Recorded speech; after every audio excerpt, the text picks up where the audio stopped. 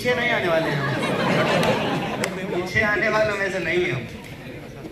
सबसे पहले तो जेएनयू के हमारे सभी साथियों का, चाहे शिक्षक हों, कर्मचारी हों या विद्यार्थी हों, आप सबका मैं क्रांतिकारी इस्तकबाल करता हूं। आपको जय भीम और लाल सलाम। दोस्तों, मैं यहाँ बैठा हुआ था तो सोच रहा था, कहने को बहुत कुछ है, बताने को कुछ भी नहीं। कहने को बहुत कुछ इस तरह से है कि हमारे शिक्षकों ने जो है पारी संभाल ली है। तो एक बात तो सुचिता ने कही कि ये अपना आंदोलन तो बता रहे हैं, अपने खिलाफ होने वाला आंदोलन नहीं बता। लेकिन खासियत यही है जी, इसीलिए हम आपके बीच आए हैं।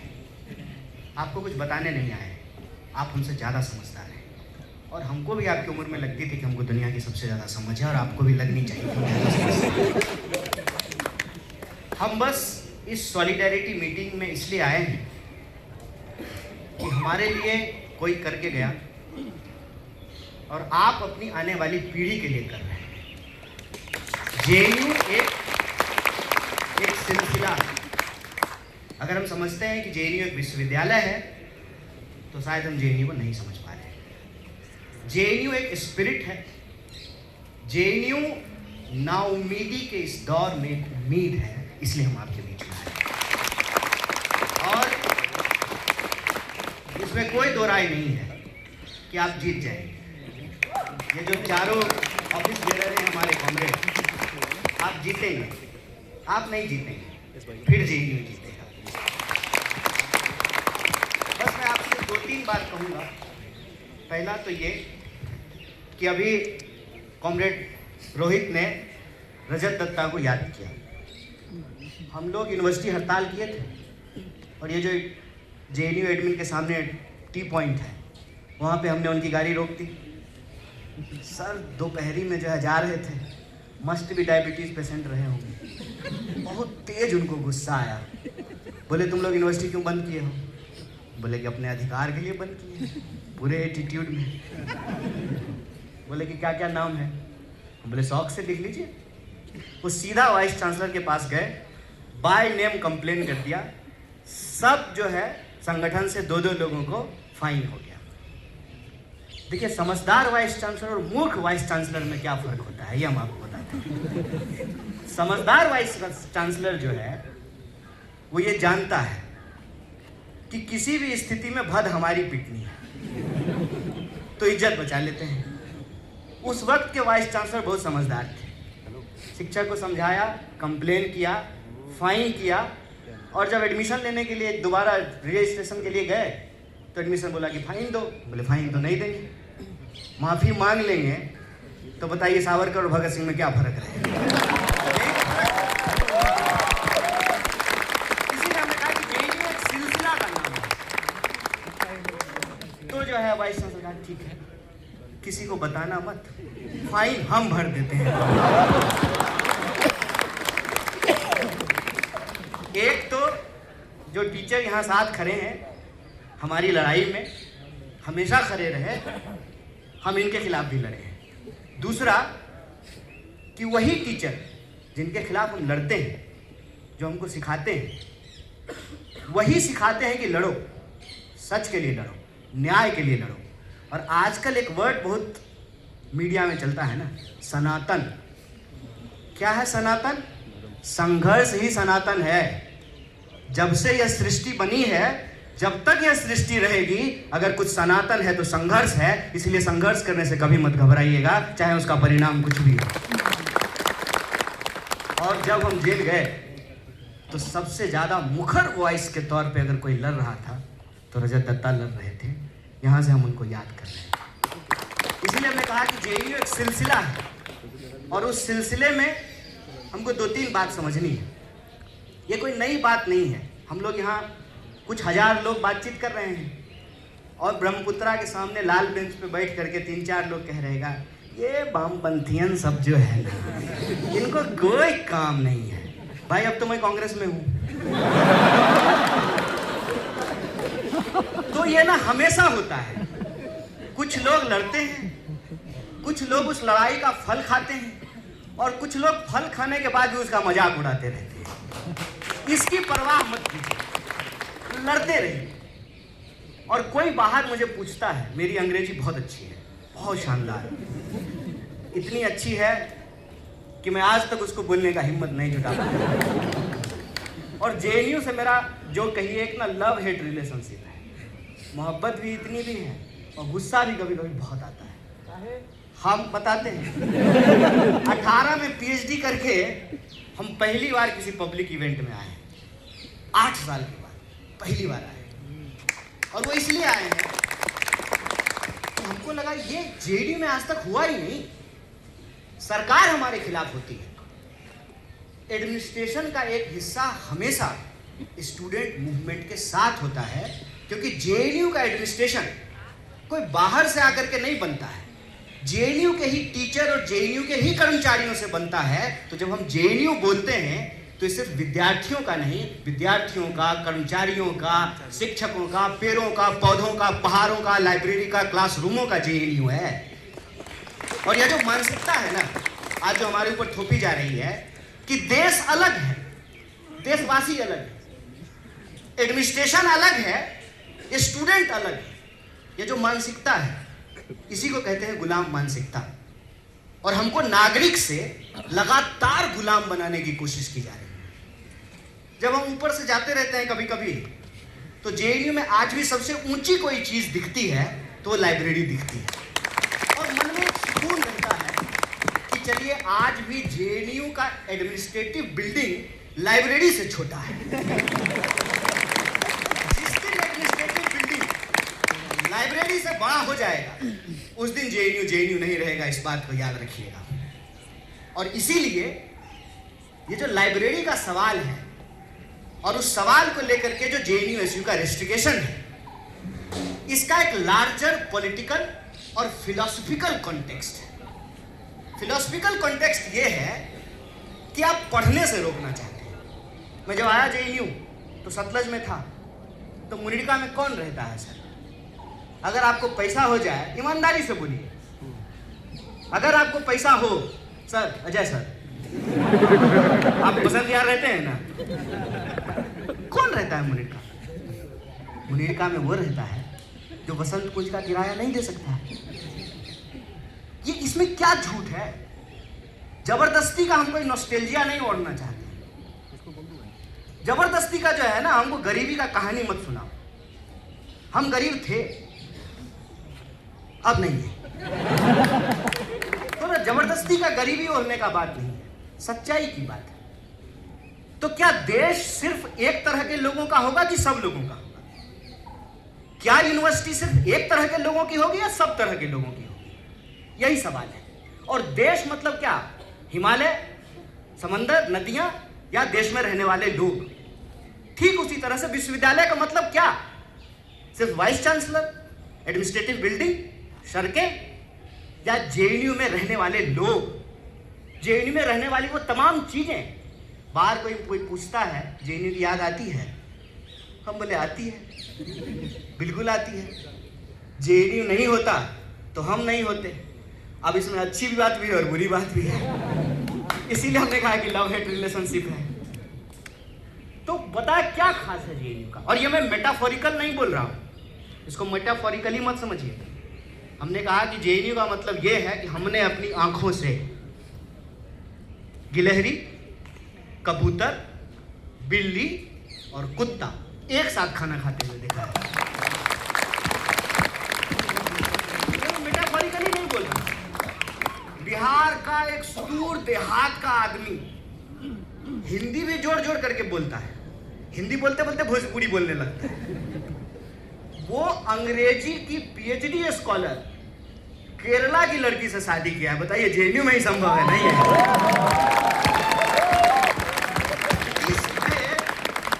इस पे मैम ने जो कविता कही, ये इश्क जो है आपके होने का, आपके बीइंग का, आपके वजूद का, कि तुम ही तुम नहीं हो, हम भी हैं।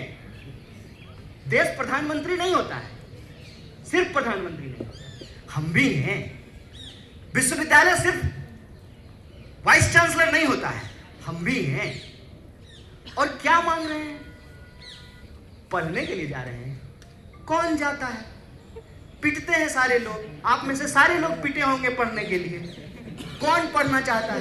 किसको पढ़ने में मजा आता है? खेलने में मजा आता है, सिनेमा देखने में मजा आता है, रील देखने में मजा आता है, रील बनाने में मजा आता है। पढ़ने में किसको मजा आता है? ये सारे टीचर यहाँ बैठे हुए हैं। सर, हम लोग तो खूब इनकलाब जिंदाबाद करते थे और कई बार समय पे असाइनमेंट तो नहीं जमा करते थे।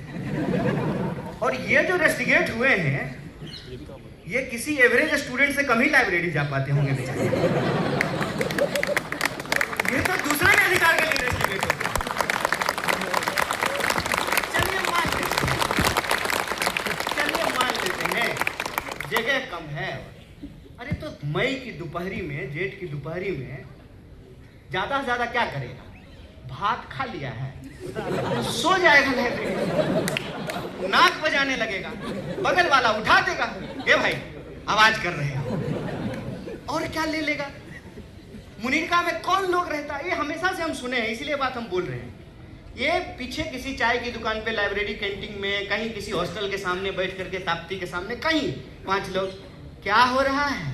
अरे आए हैं कुछ लोग नेतागिरी छांटने, इनको कोई काम है क्या? और उनको बड़ा काम है, यहाँ से निकल करके पता नहीं क्या कर लिए हैं। हम सबको देख रहे हैं, सबको देख रहे हैं, ठीक है?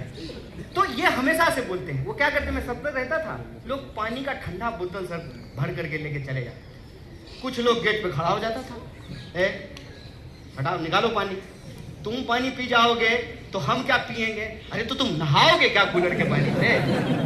एक बोतल कोई पानी भर करके चला गया है, क्या बिगड़ जाएगा?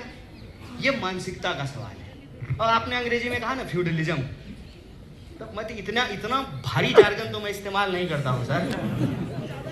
हमको मिल गया, दूसरे को नहीं मिले, ठीक है? और कुछ लोग तो ये जन्म के आधार पे ले लेते हैं। बताइए, देखे वीडियो, एक महिला अपना जाति बता रही थी। हमने कहा दोस्त, इसमें तेरा क्या रोल है?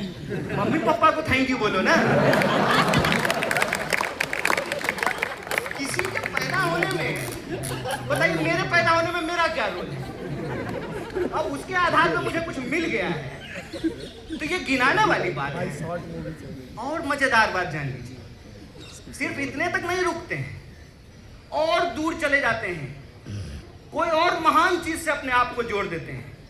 राम परशुराम, कोई ऋषि मुनि, पता नहीं कहाँ चले जाते हैं। अरे कुछ अपने लाइफ में भी तो पैदा कर लो, कुछ अपने जीवन में अचीवमेंट कर लो, ताकि अपना परिचय बता सको।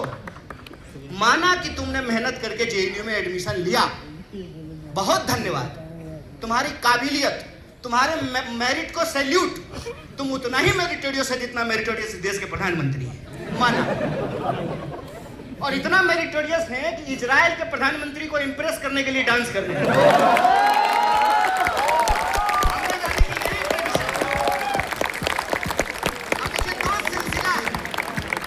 एक सिलसिला जेएनयू का सिलसिला है। यहाँ श्रीमती इंदिरा गांधी के बारे में बोला जा रहा था और हम चुपचाप सुन रहे थे।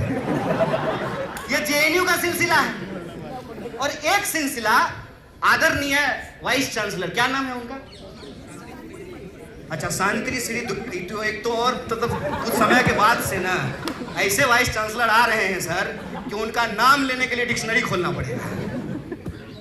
तो एक उनका सिलसिला है, जेएनयू के विरोध का सिलसिला। ये आइडिया का लड़ाई है।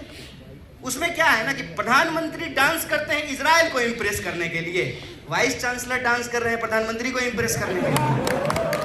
और क्या हो रहा है मुझे बता दीजिए तो जरा। एडमिनिस्ट्रेशन में लेटने का कंपटीशन है सर। ऐसा नहीं कि नॉर्मल झुक करके साष्टांग प्रणाम करना है, जमीन को चाट चाट करके कुआं खोद देना है वहां। तो एक जेएनयू की संघर्ष की परंपरा और एक ये सिलसिला है। एक जो है ना नमस्ते सदा वत्सले की परंपरा है कि संघर्ष मत करो, माँ बाप के कृपा से अपनी जाति गिना दो, कुल धर्म के नाम से जो है अपना धर्म गिना दो, दूसरे के कर्म को अपना कर्म बता करके अपना अधिकार सुनिश्चित कर लो। माना कि तुम बहुत मेरिटोरियस हो, हम भी थे, हमको कौन सा जो है फ्री में नंबर दे करके जेएनयू में एडमिशन हो गया था। सर आप इंटरव्यू में थोड़ा भी मदद किए थे हमको। इंटरव्यू दे दिए तो कहते हैं पटनायक सर पहले क्यों नहीं बताया जी। बोले पहले बताते तो क्या होता। नहीं नहीं वैसे ही पूछ रहे हैं, वैसे इंटरव्यू तुम्हारा बहुत अच्छा गया है। बोले बहुत अच्छा टीचर है, इंटरव्यू के बाद कह रहे हैं आप सभी तो मेरिटोरियस है ना। ये चारों जो जीत के आए हैं ये मेरिटोरियस नहीं है। ये भी तो आए हैं एडमिनिस्ट्रेशन का एग्जाम दे करके, ये भी तो एंट्रेंस निकाल करके आए हैं, ये भी तो पढ़ते हैं। इनको कौन से अनुकंपा पे एडमिशन हो गया है। तो हम प्रवेश कर गए हैं, ट्रेन में हमको जगह मिल गई है, दूसरे को नहीं बैठने देना है। ये वही मानसिकता है। किसी तरह से मेरिट नहीं भी हो, जात दिखा के धर्म दिखा करके पांव पकड़ करके सत्ता के सामने नतमस्तक हो करके कोई जगह पा लिए हैं, दूसरे को नहीं घुसने देना है। ये वही मानसिकता है। ये वही मानसिकता है जिसमें द्रोणाचार्य ने ये तय कर दिया कि अर्जुन को तो सिखाएंगे, एकलव्य को नहीं बताएंगे। ये वही मानसिकता है। और यही वो मानसिकता आपको रोज देखने को मिलेगी कि हम सतलज में आ गए हैं ना, हम मुनीरका में रहने वाले किसी गरीब आदमी को अपने वाटर कूलर से पानी नहीं पीने देंगे। हम जेएनयू में आ गए हैं, हम किसी और को लाइब्रेरी में नहीं पढ़ने देंगे। याद रखिएगा कि आप जेएनयू में ऐसे नहीं आ गए हैं, हम जेएनयू में ऐसे नहीं आ गए हैं। ऐसे ही नहीं जो है हम जेएनयू में एक दिन प्रेसिडेंट हो गए, और ऐसे ही नहीं जो हमको सरकार पकड़ करके जेल में डाल दी। हमारे पीछे लोग लड़े थे, इसलिए कन्हैया कुमार बन गए। ये जेएनयू ऐसे नहीं बन गया, कोई इसको बनाया है, कोई इसके लिए लड़ा है। तो मैं जेएनयू के स्टूडेंट से सिर्फ इतना बात कहता हूँ, रे भाई नमक हराम मत हो, तुम्हारे लिए कोई लड़ा, तुम भी आने वाले लोगों के लिए लड़ो। और आज ना ये शुरुआत है, ये वाटर टेस्टिंग है, इस बात को याद रखना। हमेशा भाग जाना आसान होता है। जब क्रैकडाउन हुआ था, मैं ज़्यादा नॉस्टैल्जिक दुनिया में नहीं जाना चाहता हूँ, क्या कहानी गिनाता रहूँगा। आज की लड़ाई है, नया सवाल है, और बहुत सारी चीज़ें बदल गई हैं। मुझे यहीं आकर के बहुत कुछ अजीब लग रहा है। जैसे कि पानी जब मिला पीने के लिए, हमने कहा कि भाई स्टूडेंट यूनियन के प्रोग्राम में आजकल बिस्लरी का बोतल मिलता है, उसके बाद चाय मिला, उसके बाद इनको भी मिल रहा था।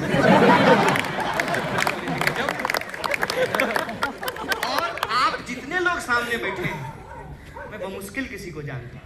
एक हम अपने शिक्षकों को जानते हैं, लव हेट रिलेशनशिप, और दूसरे वो गार्ड साहब जो हमारे साथ हैं, यही रह गए हैं। उसी तरह से आप भी बहती हुई नदी का पानी है, आज है कल चले जाएंगे। यह परंपरा कायम रहनी चाहिए, ये सिलसिला कायम रहना चाहिए, ये वजूद बना रहना चाहिए कि कल को फिर जेएनयू की सीढ़ियों पे खड़ा होकर के कोई नौजवान इश्क करने की हिम्मत करे और सत्ता की आंख में आंख डाल करके सवाल पूछने का हिम्मत करे कि ये देश जितना तुम्हारा था उतना ही हमारा है और उतना ही आने वाली पीढ़ी का है। यह विश्वविद्यालय कायम रहनी चाहिए। यह विश्वविद्यालय उस सपने को जीता है जो सपना इस देश का संविधान हमको दिखाता है। वो सपना बराबरी का सपना है, वो सपना जन्म के आधार पर किसी के साथ भेदभाव नहीं होने का सपना है, वो सपना हमारी भाषा, बोली, क्षेत्र के आधार पर जो हमारे साथ शोषण होता है, उस शोषण की समाप्ति का सपना है। हम ये नहीं कहते हैं कि समाप्त हो गया। और मैंने कॉमरेड सुचिता को कहा, जानते हैं जेएनयू का मजेदार बात क्या है, अभी तक तो 2 ही पार्टी सरकार में आई है ना, तो 2 ही पार्टी का लोग विरोध किया है। फर्ज कीजिए कल को अगर कम्युनिस्ट पार्टी की सरकार बन जाती ना, तब जेएनयू उस सरकार के खिलाफ लड़ रहा होता। मैं ये बात दावे से कह सकता हूं, मैं दावे से ये बात कहता हूं। और क्यों मैं ये बात कहता हूं?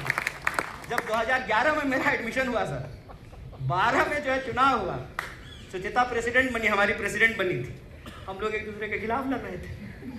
18 में जब हम पीएचडी सबमिट करके निकल रहे थे तो बालाजी प्रेसिडेंट बना था। उसके बाद जो आपस में लड़ते थे, आपस में जो है एक साथ यूनियन बना लिए। बताइए, आयशा और एसएफआई मिल करके चुनाव लड़ रहे हैं। जिन्होंने ये दौर नहीं देखा, उनको तो आइडिया ही नहीं है फिर कि फ्री थिंकर क्या हुआ करता था। और हमारा एक बहुत ही बेहतरीन जो है अध्यक्ष हुआ करता था, बड़ी मुश्किल से वो बेचारा आकर के यहाँ हिंदी बोलना सीखा। हम लोग तमिल नहीं सीखे, वो हिंदी सीख गया।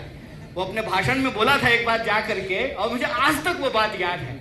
बोला, इधर आकर के लोग बोलता है हम असली लाल है, हम गाढ़ा लाल है, ये स्टूडेंट यूनियन है कि एशियन पेंट की दुकान है।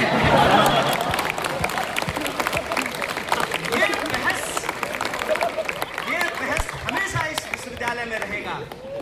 और इसीलिए नेहरू की जो प्रतिमा लगी हुई है, उस प्रतिमा के बाहर एक बात लिखी हुई है, क्रिटिकलिटी को प्रोटेक्ट करना, क्रिटिकल अंडरस्टैंडिंग को आगे बढ़ाना ही विश्वविद्यालय का काम है।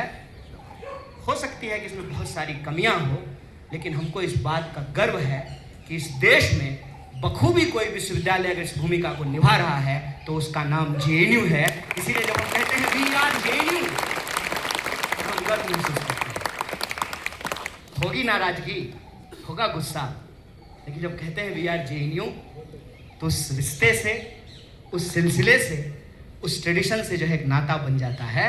और जब उस पर कोई आंच आती है ना, तो सारी बाधाओं को छोड़ करके मन करता है कि भाग करके वहां जाएं और हवा में लहराती हुई मुट्ठियों को तान करके कहें कि जेएनयू खरा था, खरा है और खरा रहेगा।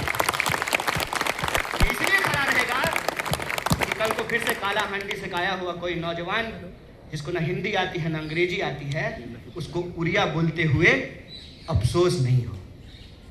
एक बिहार के किसी देहात से आया हुआ नौजवान, नॉर्थ ईस्ट से आया हुआ नौजवान, कश्मीर से आया हुआ कोई नौजवान, केरल से आया हुआ कोई, वो तो हम हैं ही सर, तो ना नहीं अरे young sir, age is number, young is feeling.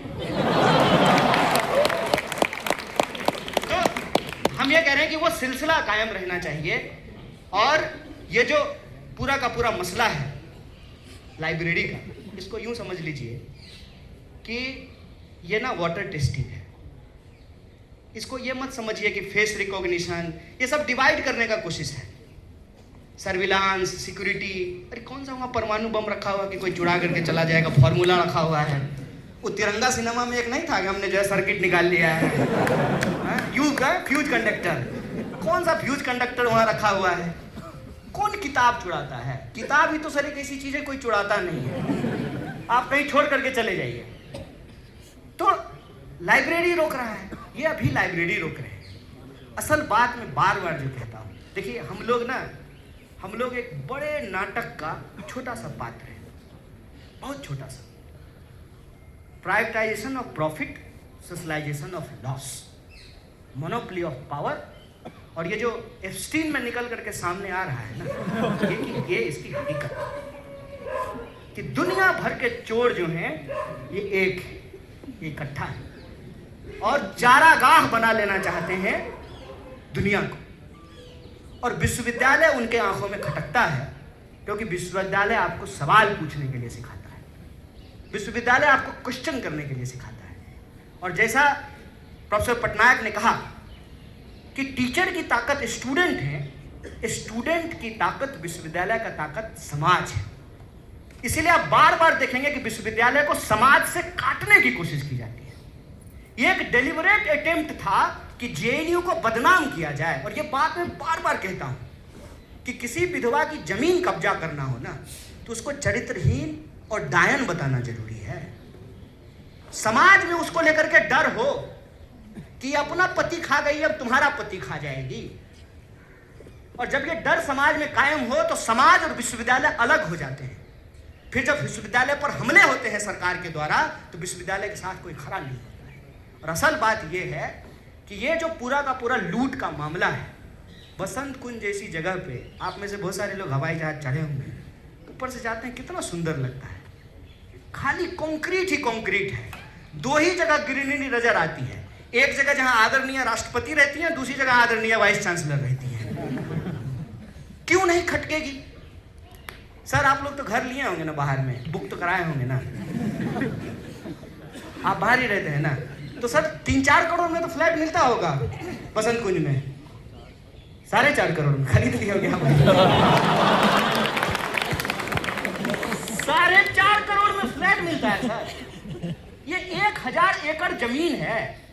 आपको क्या लगता है उनको लाइब्रेरी में घुसने से प्रॉब्लम है? ना ना, आप कालाहांडी से चल करके, नागालैंड से चल करके, कश्मीर से चल करके, बिहार से चल करके, आप जो है तमिलनाडु से चल करके यहाँ आकर के पढ़ते हैं और यहाँ पे रह रहे हैं। वाह, कमाल बात है। सड़क के इस तरफ जो है इतना सस्ता जो है, आप जो है खुले आसमान के नीचे जो है ना ओपन बार का मजा ले रहे हैं, और सामने जो है एक एक गिलास का जो 500-500 रुपया देना पड़ रहा है। सामने मॉल है ना, कैसे बर्दाश्त करेगा लोग? कैसे बर्दाश्त करेगा लोग? इसको आप छोटी लड़ाई मत समझिए, ये आपके पढ़ने के अधिकार पर हमला है। सरकार नहीं चाहती है कि आप पढ़ें, सरकार नहीं चाहती है कि आप सवाल पूछें। और देखिए, हम तो एक पार्टी में हैं जो पार्टी सरकार चलाती है, कहीं कहीं नहीं। मैं आपको एक रूलिंग क्लास मेंटालिटी के बारे में बताना चाहता हूं। पीपल आर बर्डन, लोग बोझ हैं, लोग बोझ हैं, और खास करके गरीब लोग बोझ हैं। और गरीब लोगों को ला करके जेएनयू पढ़ाती है। आप दीजिए ना 50 लाख रुपया महीना, 50 लाख साल, आपको पता चलेगा। हम आए थे सर मगध यूनिवर्सिटी से, आए यहाँ पे जो है इंटरव्यू देने के लिए। ये बाबा गंगनाथ मार्ग सर हम 3 बार घूम गए, हमको जेएनयू का गेट ही नहीं मिला।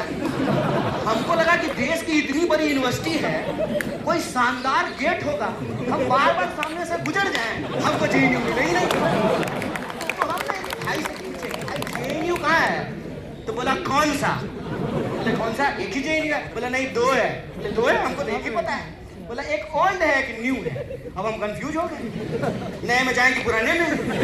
हमने कहा नए में चलते हैं। तब न्यू इंडिया नहीं आया था सर। तब अगर न्यू इंडिया होता तो क्लियरिटी होती, पहले ही बोल देते न्यू में। तो बोले न्यू में, तो वापस इसी गेट पे बोले हम यहाँ से तुम 3 बार गुजर गए।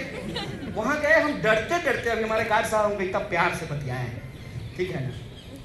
गार्ड के पास हम डरते डरते गए। गरीब आदमी ना पहले से डरा रहता है कि कोई डांट ना दे, कोई ह्यूमिलिएट ना कर दे, कोई भगा ना दे, कोई मुंह पे दरवाजा ना बंद कर दे। ये होता है, कॉन्फिडेंस नाम का कोई चीज होता है। एक आध साल यहाँ रहने के बाद समझ में आया था।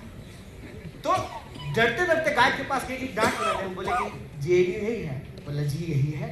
बोले इतना आदर से बात कर रहा है, ये तो मनुष्य समझ रहा है।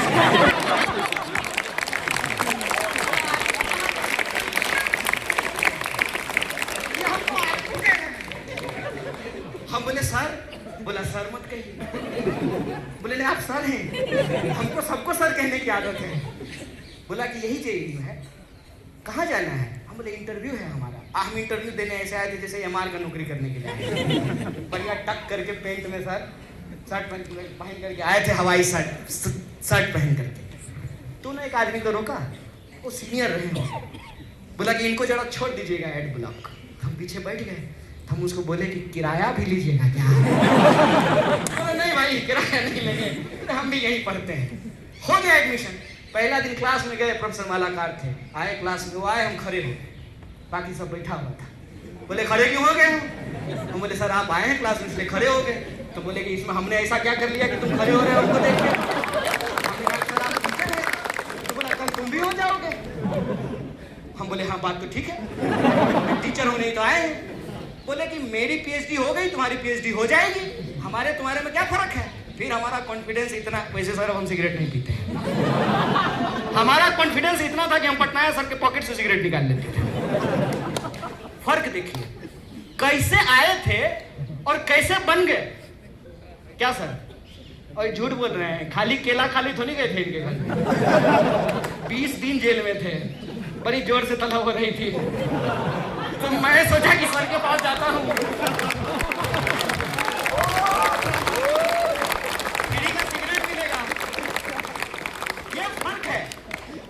अपनी आप बीती आपको बता रहा हूं, और ये मैं पहली बार पब्लिक में बोला। तो और जेल जो है, जेल का मजेदार बात, सब 83 की बात बोल रहे थे। मैं जेल में गया, मुझे बहुत दिन के बाद चैन मिला था सर। इतना दुखी मत होइए कोई अगर जेल में जाए तो, खुश होइए। पता है क्यों? क्योंकि एक असली बात कोई नहीं बताएगा। इनमें से अगर कोई भी जेल में चला जाए ना, संघर्ष कीजिए लेकिन दुखी मत होइएगा। क्यों? क्योंकि जब आप सुबह 2 बजे अपने स्टूडेंट यूनियन के लीडर को, लीडर तो मत ही बोलिए, बेचारे वर्कर हैं, प्यून हैं वो आपके, फोन करके जब कहते हैं ना कि हाँ जी रिजर्वेशन काउंटर सुबह कितने बजे खोलेगा, अरे तो हम रेलवे इंक्वायरी है। मतलब स्टूडेंट यूनियन का मतलब परमानेंट 24/7 पानी नहीं आ रहा है, स्टूडेंट यूनियन को फोन करो। और नहीं अगर फोन उठाए आना अगली बार वोट मांगने के लिए। ये जो कॉन्फिडेंस है ना आपका, यही नागरिक होने का बोध है। मैं एक संगठन का प्रभारी हूं सर, जिसका कपड़ा का बैनर का आप बात कर रहे थे, आपके कपड़ा का बैनर सामने लगा हुआ है। समय बदलता है। स्टूडेंट यूनियन का टीचर जब चलता है ना लीडर, तो लगता है कि कोई एमपी जा रहा हो। यहाँ स्टूडेंट यूनियन का लीडर गुजर जाए पता भी नहीं चलेगी लीडर है। मैं ऐसे ही एक प्रोटेस्ट में गया था, एक दूसरी यूनिवर्सिटी का प्रेसिडेंट आया और बोला कि ये प्रेसिडेंट है, शकल कैसी लगती है उसकी। मैं सुन लिया उसको, मैं पलट करके बोला भाई संघर्ष करने के लिए लोग चुनते हैं, मॉडलिंग करने के लिए थोड़ी चुनते हैं। ये जो आपके नागरिक होने का बोध है ना, मैं सिर्फ जेएनयू के अपने विद्यार्थियों से बात करना चाहता हूँ। मुझे कोई हक नहीं कि आपको कुछ बताऊं समझाऊं, बस मैं भी आपकी तरह का भी यहाँ विद्यार्थी था, आपका अनुभव साझा करना। ये जो संघर्ष करने का जिम्मेवारी आप देते हैं, हम लोग कहते थे अक्सर कि student union seat of power नहीं है, सीट ऑफ स्ट्रगल है। अगर आप यहाँ आए हैं तो संघर्ष कीजिए। और ये स्टूडेंट के दिमाग में क्लियर है, तभी तो रात को 2 बजे फोन करते हैं। तो गलती से अगर कोई जेल चला जाए, मैं बता रहा हूँ ये बहुत खुश होंगे। पता है क्यों? सोएंगे बहुत बढ़िया नींद है, कोई फोन नहीं करेगा। पानी नहीं आया है, सतलज में पानी नहीं है, ताप्ती का पानी खत्म हो गया है, रिजर्वेशन काउंटर नहीं खुल रहा है, लाइब्रेरी में कुछ हो गया, फुर्सत मिली, बढ़िया से शांति से जो है पीएचडी लिखेंगे। और आजकल रूमी बहुत मशहूर हो गए हैं, हम भी काफका और रूमी पढ़ेंगे जेल में बैठ करके। क्या जेल जब गए, 83 की बात कर रहे थे लोग, तो मैं सो करके उठा था, एक आदमी आया और कहता है और कॉमरेड कैसे हो? हम बोले जेल में भी? सच में मतलब जेल में आ गए। वो आदमी आया, बोला कि अरे घबराओ नहीं। बोले नहीं घबरा तो नहीं रहे, घबराना होता तो जेल में थोड़ी होते, घबराना होता तब थोड़ी जेल में होते। घबरा गए तब कहाँ, घबरा गए तो सरकार में होते, जेल में थोड़ी होते। तो जो है वो आया, बोला कि अरे हम भी आए थे यहाँ पे, तुम्हारे जो है ना टीचर मलाकार और पटनायक, उन लोगों के साथ हम भी आए थे। बोले आप क्या करने आए थे? अरे सेनेडाई हुआ था, लोगों को जेल भेज दिया गया था, हम भी आए थे जेल में। तो हम बोले अभी क्या है? बोले अभी हम जेल कमिश्नर हैं, पूरा जेल हमारे ही है। मैं ऐसे ही नहीं बोल रहा हूं कि जिनको लगता है कि जेएनयू यूनिवर्सिटी है वो जेएनयू को नहीं जानते हैं। जेएनयू का इतिहास, मुंह जवानी जेएनयू के एक एक ईंटों पर दर्ज है, एक एक क्लासरूम के बेंचों पर दर्ज है।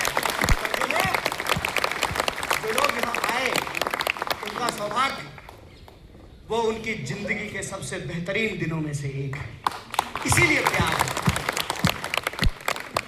और रंज, हिट कि इतना कुछ कर लेने के बाद भी, हाँ, सबसे ज्यादा क्रिटिसिज्म अगर कहीं से हो सकता है तो जेएनयू से ही होता है। और इसके लिए मुझे आपसे कोई शिकायत नहीं है, मैं आपको सैल्यूट करना चाहता हूं। आप अपने स्पिरिट को इसी तरीके से कायम रखिए। देश में एक यूनिवर्सिटी तो ऐसी है जो आज भी लोगों की रीढ़ की हड्डी को सीधा करता है, जो सत्ता के आंख में आंख डाल करके सवाल पूछता है, जो कहता है कि नहीं मानेंगे, तुम जो चूरन बेचोगे ना वो नहीं खरीदेंगे। क्या चूरन बेच रहे हो? सिक्योरिटी का। अच्छा, यहाँ लोग जो है बॉर्डर घुस जा रहे हैं बंदूक लेकर के। कहाँ घुस आए थे? पहलगाम में, और तुम लाइब्रेरी बचा रहे हो। कमाल बात है। ये जो चूरन बेच रहे हो, इतना होता कि मॉल में आप सामान खरीदने के लिए जाइए, सामान खरीद लीजिए, कहेगा कि छुट्टा नहीं है, चॉकलेट खा लीजिए। नहीं खाना है मुझे चॉकलेट। यही तो जेएनयू का एटीट्यूड है ना, तुम जो दोगे नहीं लेंगे, और जो हमको लेना होगा वो छीन करके लेंगे। यही तो है ना। तुम कह रहे हो कि भैया फेशियल रिकॉग्निशन नहीं लेंगे, चंदा लेंगे बारकोड से। आप लोगों ने कॉन्ट्राडिक्शन पकड़ा? सर डायलेक्टिक्स पढ़ाए हैं आप लोग, डायलेक्टिक्स देखे। बोला कि जो है फेशियल रिकॉग्निशन नहीं मानेंगे, लेकिन चंदा आप क्यूआर कोड से लेंगे। तुम्हारे हिसाब का डिजिटल इंडिया नहीं चलेगा, हमारे हिसाब का डिजिटल इंडिया चलेगा। हम एआई बनाए हैं, एआई को हमको नहीं बनाने देंगे। इस बात को याद रखना। यही फर्क है जेएनयू में और देश के दूसरे विश्वविद्यालयों में, कि हमको जो चाहिए वो लेंगे। और मैं आपको एक आंदोलन की याद दिला देना चाहता हूँ। वाईफाई को लेकर के हम लोग संघर्ष किए सर, और वाईफाई को लेकर के मैं 3 पोजीशन बताता हूँ मेरे 7 साल के जेएनयू के अनुभव में। जब आ रहा था, कंप्यूटर हंस रही है सुचिता, बहुत जबरदस्त विरोध हुआ। मशीन आएगा, रोजगार चला जाएगा, इसीलिए जो है कंप्यूटर नहीं आना चाहिए। उसके बाद जेआरएफ आया, लड़ करके जेआरएफ का पैसा बढ़ाया। जेआरएफ का पैसा बढ़ते ही सर ब्रह्मपुत्रा में मोटरसाइकिल लगाने की जगह नहीं, और देखते देखते जो है डिलीवरी बॉय सुबह शाम ये मुगल दरबार वाला भी डिलीवरी करने लगा। रूम नंबर 107 ब्रह्मपुत्रा ओल्ड की एक्सटेंशन। समाज बदलता है, हम भी बदलते हैं। फर्क यह है कि हम बदलाव के खिलाफ नहीं हैं, लेकिन बदलाव हमारी शर्तों पर। हम विकास के खिलाफ नहीं हैं, लेकिन विकास हमारी शर्तों पर। बदलाव के नाम पर तुम अगर मेरे ऊपर कुछ थोपना चाहते हो, और यूनिवर्सिटी का जो बुनियादी कैरेक्टर है कि ये एक्सक्लूजनरी नहीं होगा, इंक्लूसिव होगा। बताइए अगर ऐसी यूनिवर्सिटी होती कि बम्बू गेट लगा होता, जैसे टोल गेट पे लगा होता है, तब तो हम नहीं देख पाते इंटरव्यू। हमको गेट ही नहीं मिल रहा था, और गेट पे अगर गलती से पहुंच भी जाते, गार्ड जोर से हप कर देता तो लौट के चले जाते। कौन पढ़ेगा? हम बीएचयू में मेरा एडमिशन हुआ, मैं आपको बता देता हूँ, बीएचयू में मेरा एडमिशन हुआ, हम बीएचयू में एडमिशन ही नहीं लिए। इतना भव्य विश्वविद्यालय था ना सर, हमको लगा इतना दूर घर से यहाँ रहेंगे कैसे। इतना भव्य, भव्यता से दिक्कत नहीं है, बनाइए ना भव्य। इस लाइब्रेरी को इतना और ऊंचा बना दीजिए, या इतनी ही एक और बिल्डिंग कोशिश कर दीजिए। अरे आपसे ज्यादा तो मिडेवल टाइम का शासक लोग ज्यादा समझदार था। एक कुतुब मीनार बना लिया था, उसके बगल में दूसरा कुतुब मीनार बनाने का कोशिश कर रहा था, है कि नहीं? इतने साल के बाद सर 70 में यूनिवर्सिटी बनी, 69 में, तब से लेकर के अब तक एक और बिल्डिंग बना लीजिए ना बगल में, और देख लीजिए जो बैठने की जगह की कोई कमी नहीं होगी। कौन कहता है कि हम बदलाव के खिलाफ हैं? बदलाव के खिलाफ कोई हो सकता है? कोई नहीं हो सकता है। कौन विकास के खिलाफ है? नहीं है। लेकिन आप बदलाव किसकी शर्तों पे करना चाहते हैं? यूनिवर्सिटी का बेसिक कैरेक्टर क्या है? यूनिवर्सिटी का बेसिक कैरेक्टर अगर इंक्लूसिव है तो हम बदलाव के खिलाफ नहीं है। यूनिवर्सिटी का बेसिक कैरेक्टर अगर एक्सक्लूसिव है तब हम बदलाव के खिलाफ होंगे, क्योंकि वो बदलाव हमारे लिए नहीं है। वो बदलाव फिर प्रधानमंत्री का विकास मतलब देश का विकास ना भैया। प्रधानमंत्री का विकास मतलब देश का विकास नहीं होता है। प्रधानमंत्री के चढ़ने के लिए 8,500 करोड़ का हवाई जहाज है, इसका मतलब इस देश के तमाम लोगों को चढ़ने के लिए 8,500 करोड़ का हवाई जहाज नहीं है। रेलवे में लोगों को टिकट नहीं मिलता है, भूख से लोग मर रहे हैं, सांप काटने से लोग मर जा रहे हैं, और 5 ट्रिलियन की इकोनॉमी बनी है। यहाँ बैठे हुए इकोनॉमिस्ट इतने बड़े ढोई बजा रहे, 5 ट्रिलियन की इकोनॉमी है। अब 5 किलो अनाज लेने के लिए 80 करोड़ लाइन में लगे हुए हैं। बताइए देश इतना मजबूत हो गया कि 80 करोड़ लोग कौन है जो 5 किलो अनाज लेने के लिए लाइनों में लगे हुए हैं। सर तुम कहते हो, ये आखिरी बात में बोल रहा हूं, तुम कहते हो कि जेएनयू धर्मशाला बना दें। मेरा एक जिगरी संगी दोस्त है, ये कंफ्यूज मत होना भाई। विचारधारा के आधार पे संबंध नहीं बनते हैं, विचारधारा रहते हैं, विरोध भी रहता है, सहमति रहती है और सहमति रहती है। ये क्या लगता है ये लोग आपस में नहीं लड़े हैं? खूब लड़े हैं। और आप लोग आपस में नहीं लड़ेंगे, लड़ेंगे। सह अस्तित्व में जीवन है। तो मेरा एक संगी दोस्त था, उससे मुझे बहस करने में बहुत मजा आता है। तो सतलज गेट पे जो है खा करके हम लोग स्पेशल डिनर के पास आ जाते थे, एकदम टहलते टहलते। बहुत समय था ना, दूसरा इंस्टाग्राम था नहीं और रील बनाने आता नहीं था, और वाईफाई भी नहीं था सर हॉस्टल में। और वाईफाई को लेकर के जो है तो संघर्ष भी नहीं हुआ था, तब तो कंप्यूटर का ही विरोध हो रहा था। बाद में वाईफाई फ्री हो गया, सब लोग अपना लैपटॉप खरीद लिए, जेआरएफ मिल गया, बाइक खरीद लिए, आजकल अपने कमरों में रहते हैं। हेलो सर चैट पे ही होता है, सतलज से ब्रह्मपुत्रा जब गए तो चाय जाना है यादव जी की दुकान पे पीने के लिए, तो फेसबुक पे इनबॉक्स करता था, चाय पीने चलोगे? हम बोले इतने में तो खटखटा के कह दोगे ना बगल वाले कमरे में, ये चैट पे बोलने का क्या जरूरत है। आजकल पर्चा भी सर व्हाट्सएप पे लिखा जाता होगा, आई गेस प्रेसिडेंट बताएंगे क्या, है ना? बहुत अच्छी बात है। तो संघी मेरा जिगरी दोस्त है। संघी जिगरी दोस्त कहता था तुम लोग बहुत खराब लोग हो। हमने क्या? तुम लोग वामपंथी लोगों का यही प्रॉब्लम है। क्या प्रॉब्लम है? कि बाहर के लोग आकर के जो यहाँ पानी ले जा रहे हैं और तुम इनको बढ़ावा दे रहे हो। जेएनयू धर्मशाला है क्या? हम बोले 5 मिनट पहले तुम हमको विधर्मी कह रहे थे। 5 मिनट पहले तुम हमको विधर्मी कह रहे थे और 5 मिनट बाद तुम हमको कह रहे हो जेएनयू धर्मशाला है। दोनों में से एक बात बोलो ना। या तो धर्म मानते हैं, धार्मिक लोग जो है रहते हैं जेएनयू में, या धर्म विरोधी लोग रहते हैं। भाई ये जेएनयू में पढ़ने वाले, ये जेएनयू एसयू, ये लोगों के पढ़ने के अधिकारों के लिए लड़ रहा है और तुम लोग कहते हो जेएनयू एसयू अय्याशी करता है। दोनों में से कोई एक ही बात होगा ना। और एक बात यह है कि तुमको सबको नहीं देना है और जेएनयू को ना इसकी जितनी ताकत और जितनी कुवत है ना सबको देना चाहता है। इसीलिए जब हम कहते हैं वी आर जेएनयू, मतलब हम सबका जेएनयू है। और जब जेएनयू में कोई सवाल होता है, जेएनयू के ऊपर कोई हमला होता है, तो हम अपनी विचारधारा, अपनी पहचान, अपना संगठन, उन तमाम चीज़ों को छोड़ करके इकट्ठा हो जाते हैं। यही जेएनयू की ताकत है। और आज भी हम इस बात के लिए खड़े हैं कि जेएनयू को बचाना मतलब उस सपने को बचाना कि यह देश हम सबका है। देश का मतलब देश के 140 करोड़ लोग होते हैं और भारत माता का मतलब भारत में रहने वाले लोग होते हैं। विश्वविद्यालय का मतलब विश्वविद्यालय में रहने वाले लोग होते हैं, चाहे वो स्टूडेंट हो, कर्मचारी हो, टीचर हो, नदी हो, पहाड़ हो, पेड़ हो, क्लासरूम हो, उससे विश्वविद्यालय बनता है। ये हम सबको बचाने की लड़ाई है। इसमें आप पूरी ताकत से लड़िए, हम भी पूरी ताकत से कंधा मिला करके आपके साथ खड़े रहेंगे। और इस बात को याद रखिएगा, मैं खास करके अपने चारों ऑफिस बेरर को कहना चाहता हूँ और आप सबके बिहाफ पे कह देता हूँ, फॉर्मर जेएनयू प्रेसिडेंट्स के बिहाफ पे कहता हूँ, करंट जेएनयू एसयू को, ये सीट ऑफ स्ट्रगल है और आप 4 लोग नहीं हैं। जब क्रैकडाउन हुआ 2016 में, अफरा तफरी मच गई, हर गेट पे पुलिस खड़ी थी। तो एक हमारे टीचर यहीं पढ़ाते हैं SSS में, सिगरेट पी रहे थे। क्या हाल है? ठीक है सर, पिलाइए। क्या सोच रहे हो? बोले सर समझ में नहीं आ रहा है, बड़ा माहौल खराब है। एक फ़ोन काटते हैं दूसरा फ़ोन आ जाता है। अभी यहीं पे जो है दिल्ली पुलिस के भी एक स्टाफ घूम रहे थे, हर नाम नहीं लेंगे, नौकरी चली जाएगी भाई। तो हम पूछे क्या माहौल है? बोला सर माहौल तो बहुत ख़राब है, हर तरफ से लोग जमा हैं, कभी भी हमला हो सकता है। हम बोले सर पता नहीं क्या करें।